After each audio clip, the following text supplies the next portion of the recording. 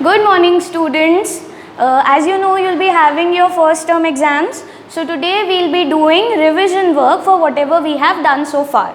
The chapters coming for your first term are chapter 1 and chapter 2, rational numbers and linear equations in one variable. First of all, what is a rational number? A number of the form p by q, where p and q are integers and q is not equal to 0, is called a rational number.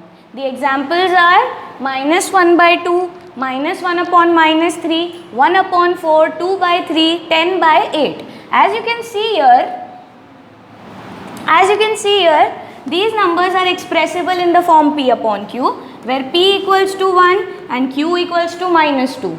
See, 1 is also an integer, 2 is also an integer, and the denominator is not equal to 0. Therefore, this is a rational number. Similarly, all the others are also rational number. Some more examples of rational number are 1, 0, minus 1, 2, minus 2, etc. These numbers, see, they do not have a denominator. When the number does not have a denominator, we can put the denominator as 1. So 1 can be written as 1 upon 1, 0 can be written as 0 upon 1, minus 1 can be written as minus 1 upon 1, and so on. Here see again, 1 upon 1 is also in the form p upon q, where p and q both are integers and the denominator is not 0. Therefore, we can say these numbers are also rational number. Next, we'll be talking about properties of rational number. The first property we have is the closure property. Closure property states that if a and b are two rational numbers, then their sum a plus b is also rational, their subtraction a minus b is also rational, and their multiplication a into b is also rational. Let's take an example for this. I am considering two rational numbers, suppose 1 by 2 and 3 by 2. Their sum is 1 by 2 plus 3 by 2, which gives us 4 by 2. This was the rational number, this is also a rational number, and the answer we got 4 by 2, that is also in the form p by q. So this is also rational. Now let's take the difference. 1 by 2 minus 3 by 2, this value equals to minus 2 upon 2. This is also expressible in the form p by q. So this is also rational. Their product 1 by 2 into 3 by 2. Their product is 3 by 4, which is again expressible in the form p by q. So therefore, this is also rational. So this was about the closure property. The closure property states that the sum, the difference and the product of any two rational number will also be a rational number. This property is not applicable for division. How? See, if I take two rational numbers 1 and 0. 1 and 0 both are rational, right? If we divide 1 with 0, we get the answer 1 upon 0. Here the denominator is 0, and we know whenever the denominator of a fraction is 0, the number as of a whole becomes not defined. Therefore, we can say the division of any two rational numbers is not always a rational number. This was it for the closure property. The next property we have is the associative property. The associative property states that if a, b and c are three rational numbers, then a plus within brackets b plus c equals to within brackets a plus b plus c. And similarly, we can say this for the multiplication also. A into within brackets b plus c equals to within brackets a into b into c. This is the associative property. This implies that we can add the numbers or we can multiply the numbers in any order. That means we can add these two first, or we can add the first two terms first and then add the c later. Let's take an example.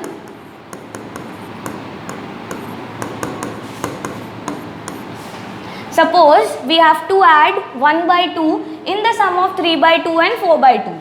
The answer we'll be getting is 1 by 2 plus 7 by 2, that is 8 by 2. Now, if I am adding 1 by 2 plus 3 by 2 first, and then I'll be adding 4 by 2 in this. So here I'll be getting the answer. Again see, answer in both the cases comes out to be same. That means we can add the number in any order. We can either add the last two terms first, or we can add the first two terms and then we can add the third term into that. Similarly, we can say this for the multiplication also. 1 by 2 into 3 by 2 into 4 by 2. This value is 3 by 4 into 4 by 2. This gives us 12 by 8.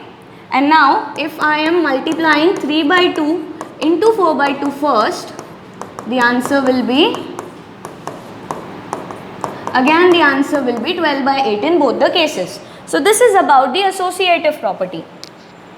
Next we have commutative property. Commutative property states that if A and B are two rational numbers, then A plus B equals to B plus A and A into B equals to B into A. That means again we can change the order, we can change the order in which we have written the numbers. We can write the second number first and the first number at the back. Let's take an example.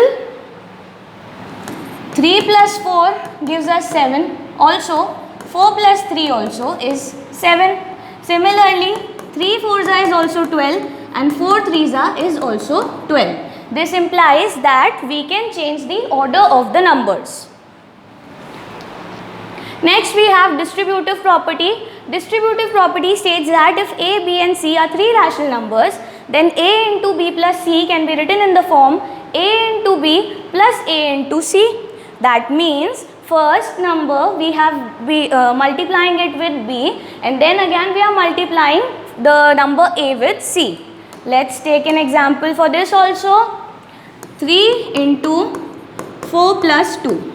Using the BODMAS rule, first we will solve the bracket. 4 plus 2 is what? 4 plus 2 is 6. 3 into 6 gives us 3 into 6. 3 into 6 gives us 18. Now using this property, we can write 3 into 4 plus 2 as 3 into 4 plus 3 into 2.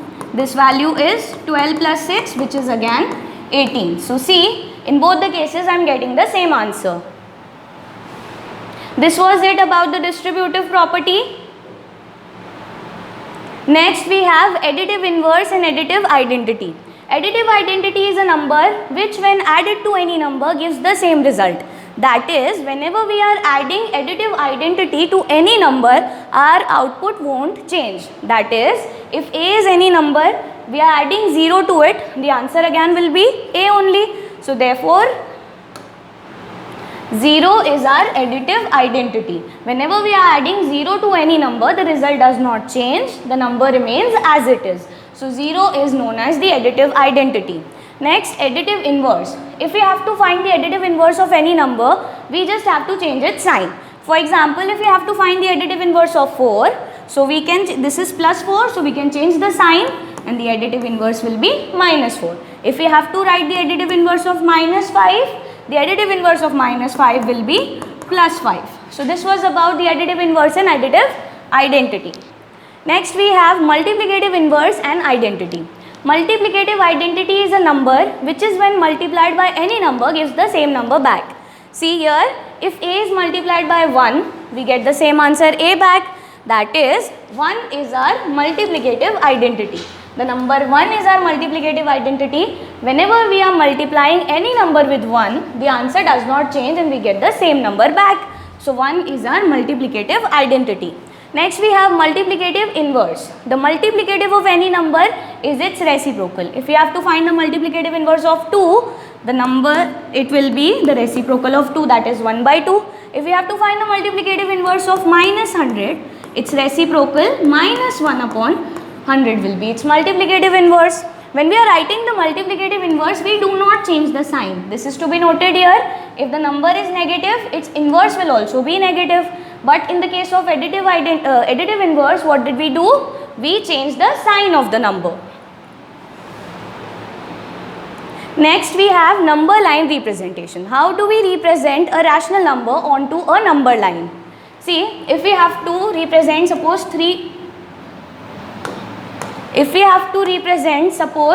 3 by 2 onto a number line.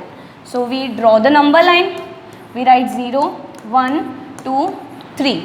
Now see, the denominator is here is 2, so we can write by 2 on each number. Here we had to represent what? 3 by 2. So this is our 3 by 2. Let's take another example. Minus 5 by 4. We draw the number line. Here the number is minus 5. So we'll draw the left side. 0, minus 1, minus 2, minus 3, minus 4, minus 5. The denominator is 4. So we can divide all the values by 4. And we had to represent what? Minus 5 by 4. So this is our representation. This was all for the rational number. Next we have what is linear equation. An equation consisting of variables and constant where the power of variable is 1. Where the power of the variable is 1 is called linear equation. If there is only one variable in the equation, then the equation is said to be the equation in one variable. The examples are x plus 5 equal to 0. Here you can see the power of x is 1 and x is our variable, 5 is our constant. Because the power of the variable is 1 and also we have just one variable here. So this is known